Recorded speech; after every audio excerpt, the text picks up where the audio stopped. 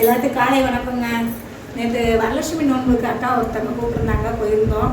ரொம்ப அலங்காரம் அழகாக பண்ணியிருந்தாங்க. நாங்கள் வெளியே அலங்காரம் பண்ணதை மட்டும் வீடியோ எடுத்தேன், உள்ள சாமி ரூமில் எடுக்கலை. ரொம்ப கிஃப்ட்டு கொடுத்தாங்க. இப்போ என் பிள்ளைங்களுக்கெல்லாம் சேர்த்து வளையல் நிறைய தந்தாங்க. இது தாம்பூலம் கொடுத்தாங்க, மஞ்சக்கிழங்கு, மஞ்சக்கயிறு, பொட்டு, கோன் தந்தாங்க, சீப்பு, கண்ணாடி, நெல் பாலிஸு. என் மகவை கொண்டு கொடுக்க சொல்லி ஜாக்கெட் துணி கொடுத்தாங்க.